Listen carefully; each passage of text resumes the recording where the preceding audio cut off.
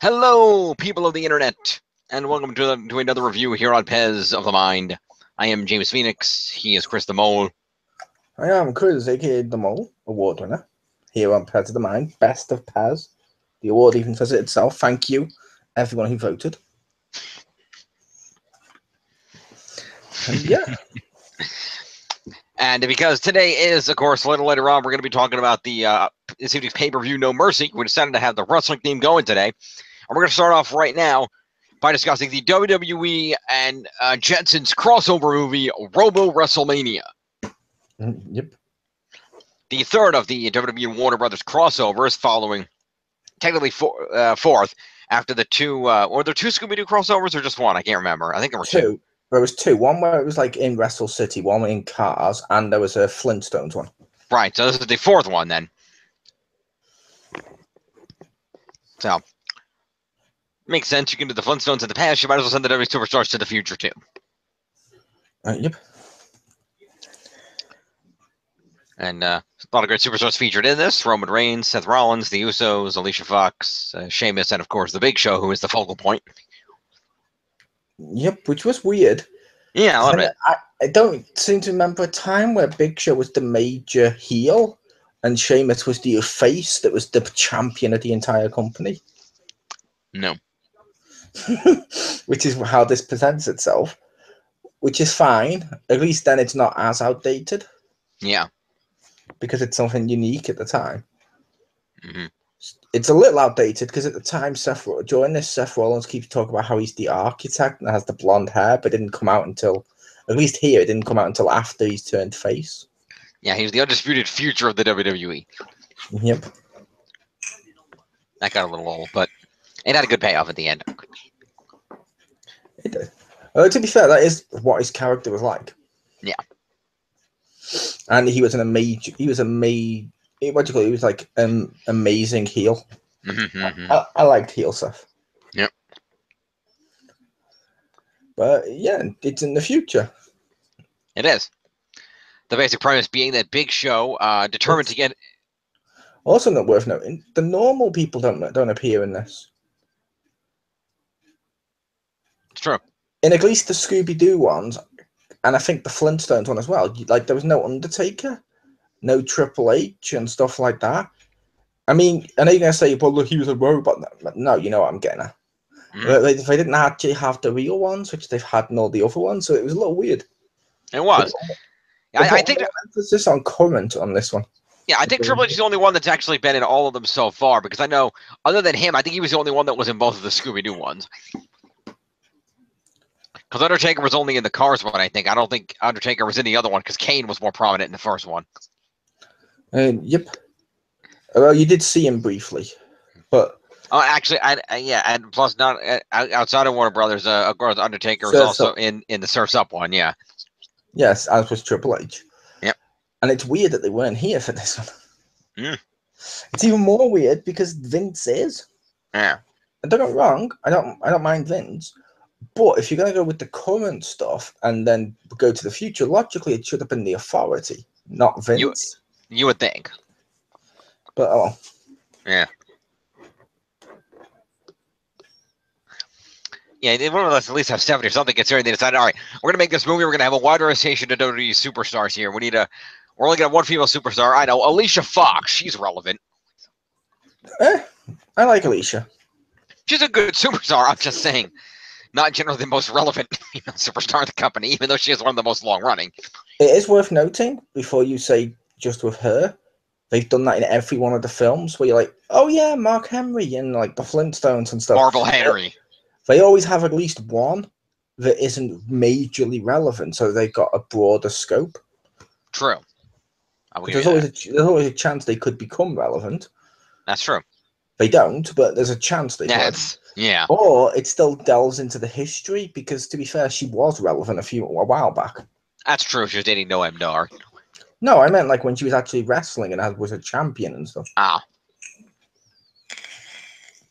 Not when she was eye candy for a shitty throwaway show. Mm-hmm. The best the most action-packed television show, but it's not on TV. Yep. Fucking stupid. Also, this goes to show you, in my opinion, one of the problems with WWE at the moment. Okay. Well, who are the major faces in this movie? Sheamus. Or who are the biggest names? Sheamus, Rollins, and Reigns.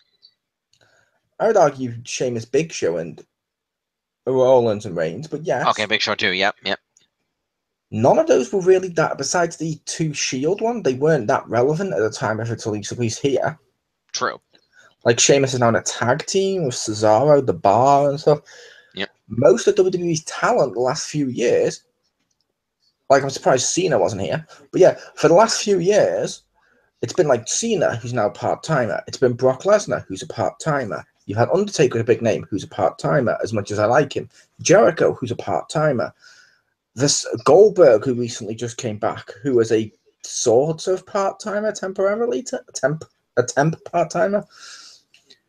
Because they focus on so much of them, when these come out, it feels like they're not getting the biggest names they could. Mm. Like, I would love to have seen Brock go to the future and fight robots. That would have been cool.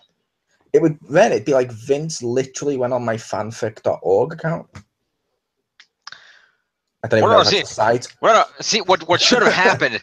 What should have happened is, instead of Big Show, Brock Lesnar should have been the one who got frozen. He should have woke up in the future, and he should have taken over and turned Orbit City into Suplex City. Yeah, but like I said, I'm not even sure if fanfic.org is in a web page. It sounds like one. Probably is at this point. I don't care, but it's a case of they didn't have. You're literally Googling that, are you? Oh no, just something popped up. I had to close it out. Oh, okay. But yeah, I was gonna say so you got all that of the reliance on the part-timers. These aren't working as well. The other element of this one is similar to the Flintstones, and I'm going to say Surf's Up as well. They're not relevant at the time of their release. Like, Scooby-Doo stayed relevant within the mainstream. Mm-hmm. This hasn't. No. If anything, if we're going to do something like this as a throwaway thing, I mean, fuck it. Since they've teamed up with Power Rangers, the bar literally can't be any lower. They should have gone with Justice League or something. The bar's pretty high. They have a tag team title shot tonight. Yeah, but no, they could have literally teamed up with Justice League, which is the point. They could have. Given that they've already done it in the comics, why not? That would have been a good movie. That would have been amazing. Really, WWE's teamed up with them in the comics? Oh no, I'm thinking of Power Rangers because you said Power Rangers before. Again, sorry. Power Rangers is bottom of the barrel. Let's move on. All right. Only complete idiots still like that. But yeah. That would have been cool to see John Cena hanging out with Superman and stuff. Yeah. Or even the ones they got here, if they were just teaming up and then suddenly got superpowers or something, like they all like Reigns with a Green Lantern ring. So he does like a giant Superman fist where it's like nice. That would have been amazing. The Undertaker's already basically Batman. Sort of. But they could have gone that route and it would have been so much more interesting than what we got. Because the Jetsons, unfortunately, are not relevant. No, not really. But I still enjoyed seeing them. But that's the problem is I enjoyed seeing them, but I'm in my 30s. Same. And I remember when they were on TV. You're not in your 30s, are you? I'm 30 even. I thought you were like 27 or something. No, I'm 30. Hmm. I'm a year younger than the Queen of Hearts, who is 31. So am I. Literally 32 at the end of the year. Okay. There we go. Yep. Yeah, I remember when the Jetsons reruns were part of the non-stop Warner Bros. Cartoons that was on Cartoon Network before they invented Dexter's Lab and crap. Yeah, and I remember like the Flintstones Jetsons crossover and stuff. Yes, that was fun. Yeah, as Jim pointed out, the heart of this is basically Big Show gets frozen, wakes up in the future, sees robots are wrestling and thinks humans can do this better and takes over. Yeah, pretty much.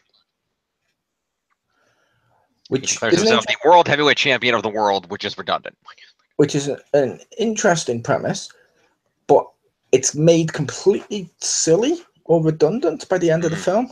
Because obviously we're not going to go through the layers of we're not going to do the whole thing now, but basically at the end, Big Show summons robot versions of the wrestlers, and they're supposed to be a threat to the regular WWE superstars.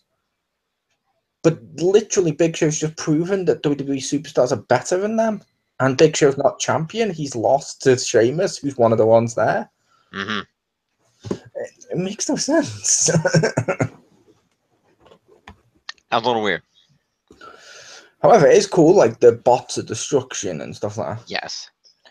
And obviously the payoff Jim's on about is, like I mentioned to him before, I think it was before you watched it, my favourite moment of the whole thing is Alicia Fox, where she keeps telling Seth Rollins she's going to get him. And then right at the end, when he's celebrating and like, yeah, she just drop kicks him and like, told you I'd get you. Oh, and thank you. After he's asked everyone to thank him, he's like, everyone should thank me. Boom, drop kick. Told you I'd get you. Oh, thank you. He just walks off. You're welcome. Thank you. That was good. That was good. Yeah, it was interesting. Better than the Flintstones. Mm-hmm. Maybe better than Scooby-Doo 1. Okay. Because the Scooby-Doo Cars one felt better. Mm-hmm. I don't even know if it's better than Surf's Up. Mm-hmm. Surf's Up's a hard one to debate, but only because I went in expecting complete horseshit and left going, that was actually kind of funny. But then part of me's just like, it's made itself completely redundant by the end of the film. Like, it's almost wiped itself out of existence. So when they do a proper Surf's Up 2, or if they do a Surf's Up sequel, they don't have to acknowledge the WWE one at all.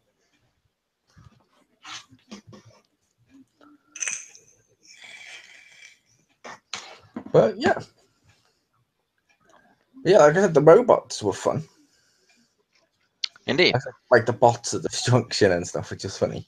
Also, one thing going on is that I get, how come we said, okay, we're gonna know if we can bring Dolph Ziggler and Stardust in to be robots, but not actually have them as superstars in the past? What the hell was that about? Same thing they did with Undertaker and Kane. True, but they're retired. It makes sense that they wouldn't be there. And Dolph, at the very least, is an active competitor. I could have at least seen him showing up. Stardust is already gone by that point, but I think they did that just so they could have more variety without actually doing duplicates. Gotcha. But what is funny is if you look at the credits, they actually voiced the robots. I saw that. That's funny. That is funny. Also, I like Mr. McMahon's in joke. And when the Jetsons go back to the past to retrieve superstars to stop the Big Show, and they end up in Mr. McMahon's office with the superstars, and Astro starts speaking, and they're all like, "Is that a talking dog?" And Ronan's like, "I do not believe that." And then Vince is like, "Would you believe this isn't the first time I've met a talking dog?" Yep. That was funny. Which means there might be a shared universe between all of these. Wouldn't surprise me. We know the Flintstones and Jetsons are in a shared universe. They've had crossover movies. Which means it's all building till next November when they do Survivor Series Team WWE versus Team Laugh Olympics. Yes! I would so watch that. It would be like, really, you did all these just to get to that point? Oh, God.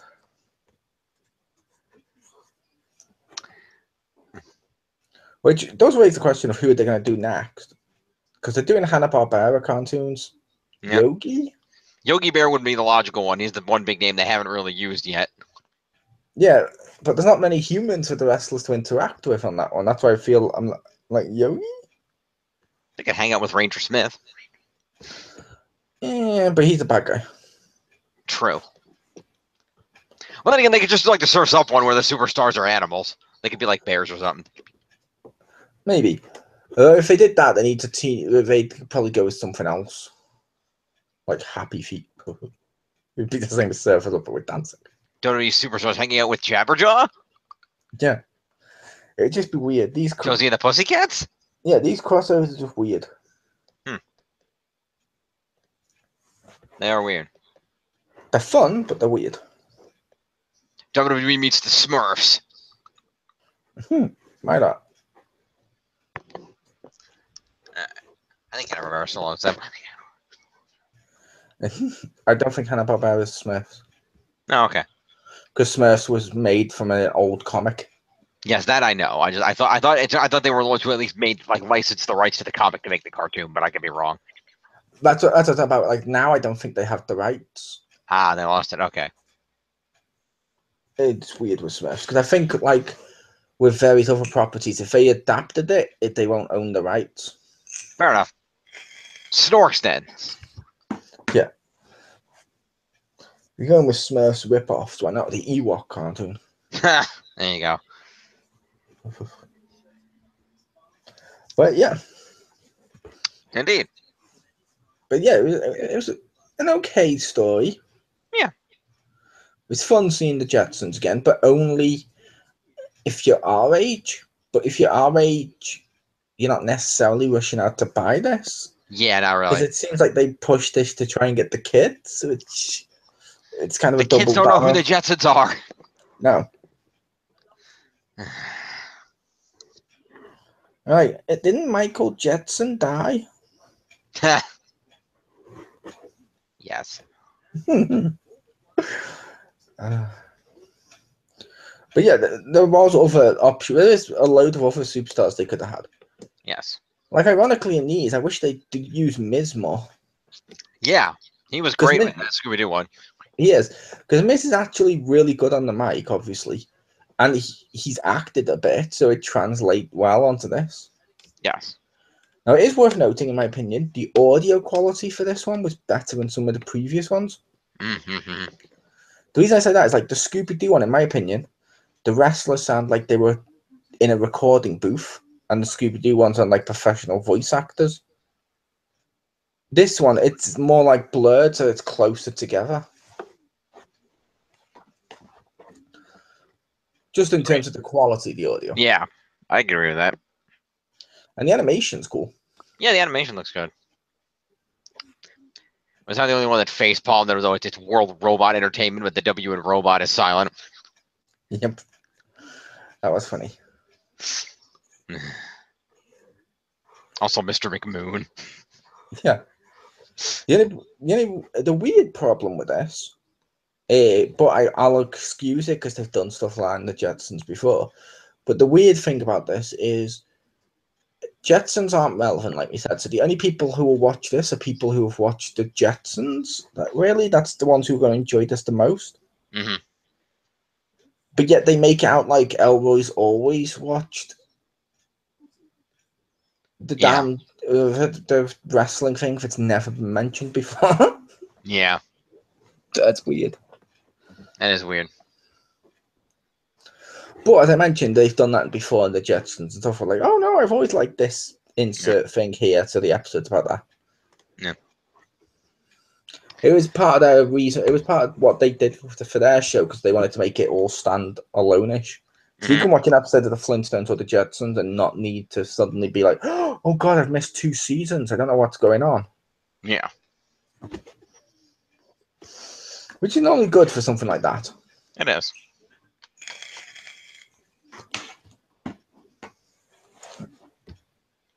I like the joke where the Jetsons dressed up as superstars to get into the arena. That was funny. Although somebody pointed out to me, that's like the one opportunity you could have done it. How did you not have Elroy dress up as Crash Holly? Because Crash isn't a current superstar or relevant, and they were trying to sneak into the building dressed as current superstars to trick the security. I guess that's true. When's the last time Kane's been in a building? That shouldn't have flown either. But Kane is still a current WWE superstar. Yeah, it's true. Also, I couldn't tell which one was Judy supposed to be. I couldn't tell the blonde. I couldn't tell, was it Charlotte or? I can't remember because I haven't. Because obviously the redhead was Becky. I couldn't tell who the blonde was supposed to be. Might be Charlotte. It's been a while since I watched it because I didn't watch it since it's come out. Fair enough. Anyway. So overall, it's an enjoyable, fun little movie, particularly if you know who the Jetsons are and have experience with them. There's some jokes that you'll get that you'll enjoy. But if you haven't seen the Jetsons, yeah, it's cool seeing animated superstars, but there's not going to be that much for you. Yep. So if I were going to rate this, I'd probably give this maybe a 65. Yes, I'm going to say 6.5, 7. Yeah. Thought so.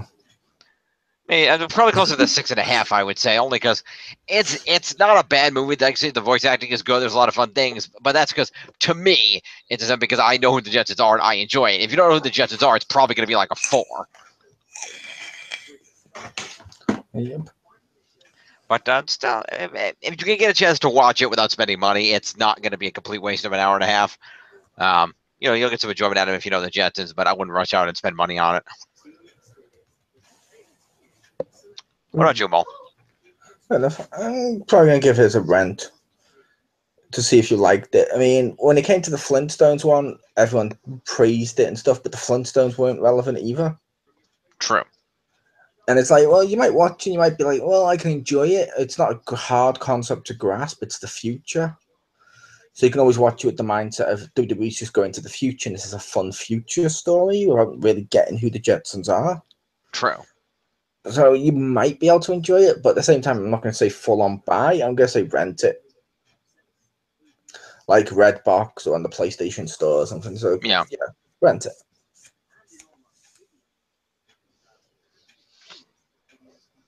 And I do give credit to the writers for calling out the fact that in the Jetsons' future, people in the Jetsons' future are kind of weak and pathetic because all they do is push buttons and the robots do everything. That was kind of ballsy of them to call out the flaws in their base premise. Yep. Oh, to be fair, it's not the first time they have. Oh, is it? Because that's why on Harvey Birdman, they got the rights to all the Hanna-Barbera stuff because of who makes it and stuff. One of the jokes on that was they were stood on the edge of a carpet waiting for it to take them as a conveyor belt. And they're like, we're going to have to walk. And they're like crawling to the desk. He's like, okay, just turns the light off and goes home. And he comes in the next day and they're like, finally getting to the desk. Harvey Birdman, attorney at law. Nice. That's the type of thing that we should team up with if we're going to do obscure, random stuff like this. Because if you're going to make it so it's something the adults should get, just go full on with it. Yes, I agree with that. Like, I wouldn't mind seeing a WWE crossing over with, like, The Simpsons as an animated movie. That'd be interesting. Bret Hart's already done it. A few have, but it's a case of why not just go full on?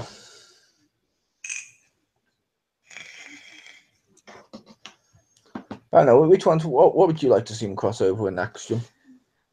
I guess I'd like to see him cross over with some of that more mature stuff. I'm trying to think. Given the rapid popularity right now and how easy it is to explain next to anything that happens in that universe, it'd be fun to see him on Rick and Morty. That'd be fun.